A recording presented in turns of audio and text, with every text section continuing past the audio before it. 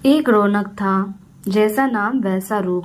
अकल में भी उसका कोई भी मुकाबला नहीं कर सकता था। एक दिन उसके घर के बाहर बड़े बड़े अक्षरों में लिखा, यहाँ अकल बिकती है। उसका घर बीच बाजार में था।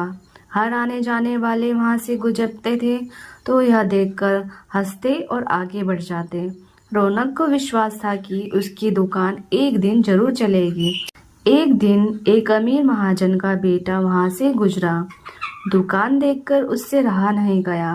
उसने अंदर जाकर रौनक से पूछा, यहाँ कैसी अकल मिलती है और उसकी कीमत क्या है।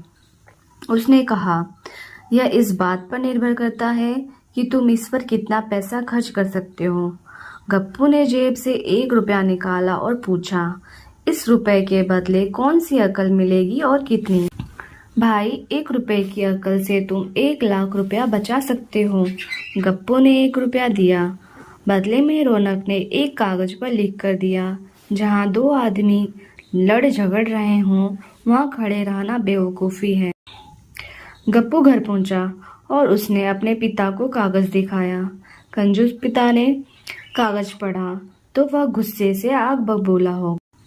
गप्पू को कोसते हुए वह वहां पहुंच गया जहां अकल की दुकान थी। कागज की पर्ची रौनक के सामने फेंकते हुए चिल्लाया, वह रुपया लौटा दो जो मेरे बेटे ने तुम्हें दिया था। रौनक ने कहा, ठीक है, लौटा दूंगा, लेकिन शर्त है कि तुम्हारा बेटा मेरी सलाह कभी नहीं मानेगा, उस पर कभी भी अमल नहीं करेगा। कंजूस महाजन ने वादा करने पर रौनक ने रुपया वापस कर दिया। उस नगर में राजा की 2 रानियां थीं। एक दिन राजा अपनी रानियों के साथ जौहरी बाजार से गुजरा। दोनों रानियों को हीरो का हार बहुत पसंद आ गया। दोनों ने सोचा, महल पहुंचकर अपनी दासी को भेजकर यह हार मंगवा लेंगी। संयोग से दोनों दासियां एक ही समय पर हार लेने पहुंची। बड़ी रानी की दासी बोली, मैं बड़ी रानी की सेवा करती हूँ, इसलिए हार मैं ले जाऊंगी। दूसरी बोली, पर राजा तो छोटी रानी को ज़्यादा प्यार करते हैं, इसलिए यह हार पर मेरा हक है। गप्पू उसी दुकान के पास खड़ा था। उसने दासियों को लड़ते हुए देखा।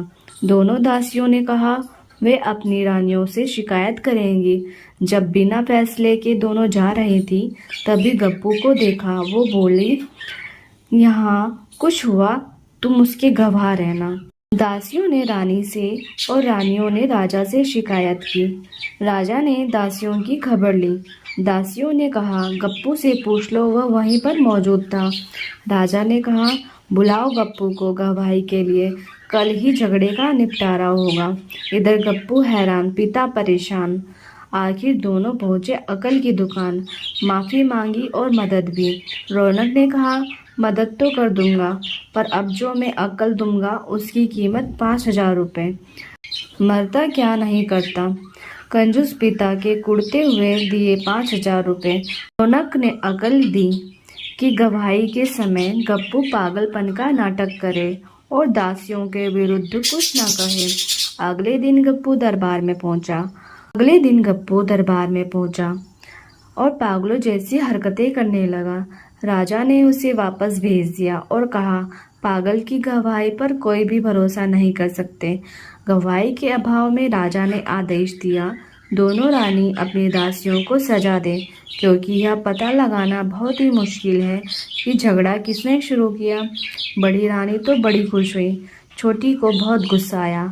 गप्पू को पता चला छोटी रानी उससे नाराज है, तो वह फिर अपनी सुरक्षा के लिए परेशान हो गई। फिर पहुंची अकल की दुकान। रौनक ने कहा, इस बार अकल की कीमत 10,000 रुपये। पैसे लेकर बोला, एक ही रास्ता है, तुम हार खरीद कर छोटी रानी को उपहार दे दो।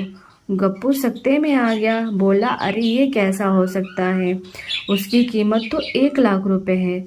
रौनक बोला, कहा था ना उस दिन जब तुम पहली बार आए थे कि 1 रुपए की अकल से तुम 1 लाख रुपए बचा सकते हो। गप्पू को हार खरीद कर भेंट करना पड़ा। इधर अकल की दुकान चल निकली। कंजूस महाजन सिर पीट कर रह गए।